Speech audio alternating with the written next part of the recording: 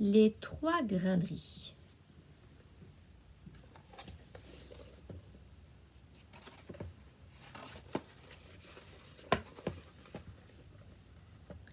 Ce matin, petite sœur Lie a mis sur son dos un sac de toile brune.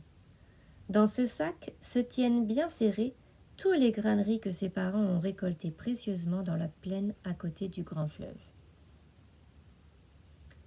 Et petite sœur Lie est partie en courant pour vendre ce riz au marché.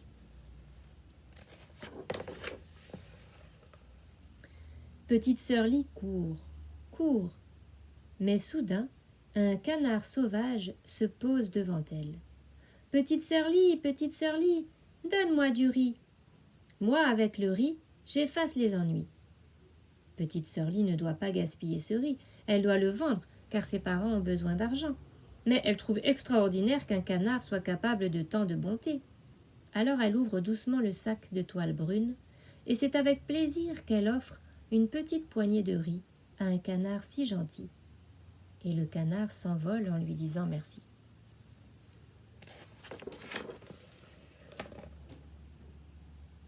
À l'entrée de la forêt de bambous, petite sœur Lie court toujours. Quand soudain, un panda se présente devant elle. « Petite sœur Lie, donne-moi du riz. Moi, avec le riz, je combats les méchants. » Petite sœur Lie trouve formidable qu'un panda soit capable de tant de courage. Alors elle ouvre une nouvelle fois le sac de toile, et c'est avec joie qu'elle offre une petite poignée de riz à un panda courageux. Et le panda se sauve en lui disant merci.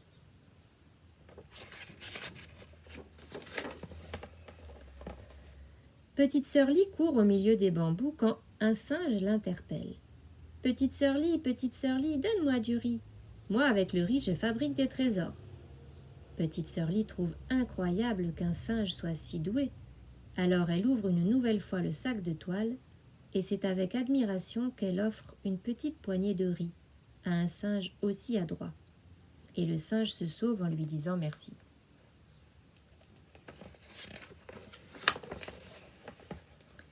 Mais quand petite sœur Lie traverse le pont, le dragon du fleuve bondit en rugissant. « Petite sœur Lie, donne-moi du riz ou je t'avale !»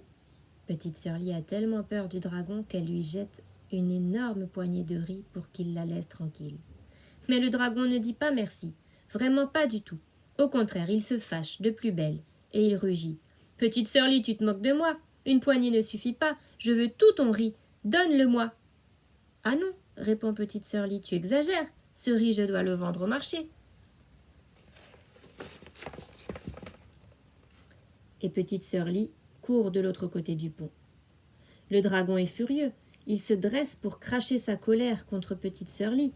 Il lance des serpents de flammes qui transforment le ciel en brasier. Il avale l'eau du fleuve et la recrache pour noyer petite sœur Lie.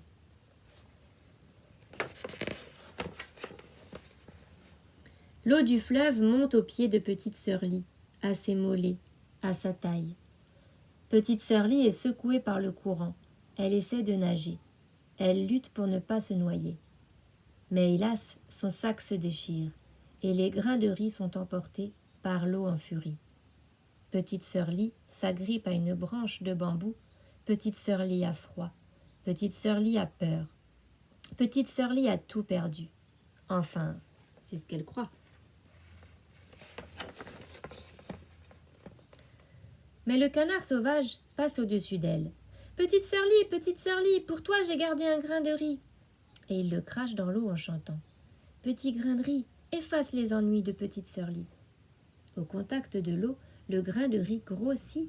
Il se transforme en un bateau de nacre. Vite, petite sœur Lie monte dedans. Hélas, petite sœur Lie ne sait pas naviguer. Elle va droit vers le dragon qui la regarde arriver, prêt à la croquer.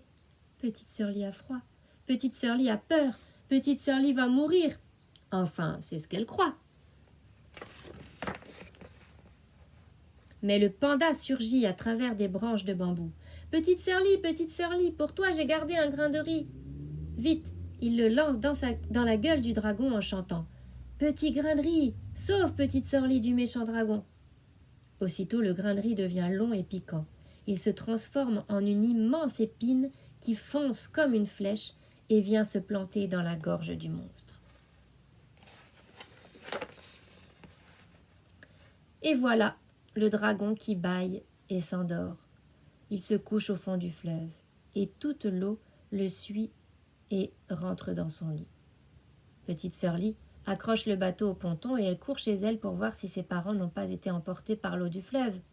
Quand elle les aperçoit bien vivants sur le seuil de leur maison, le cœur de petite sœur Lie se soulève de joie.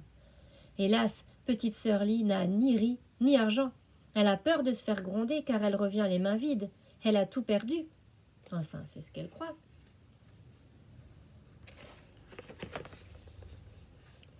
Mais le singe saute autour d'elle.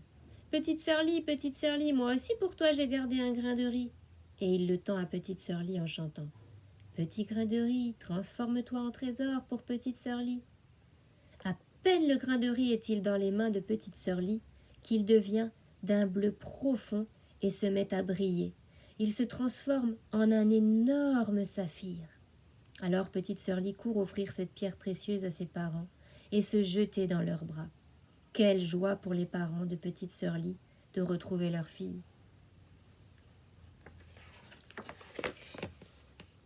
Mais aujourd'hui encore, ils n'ont pas vraiment compris comment petite sœur Lie a pu leur rapporter un tel trésor à la place d'un seul sac de riz, ni comment un canard sauvage, un panda et un singe sont devenus ce jour-là ses amis pour la vie.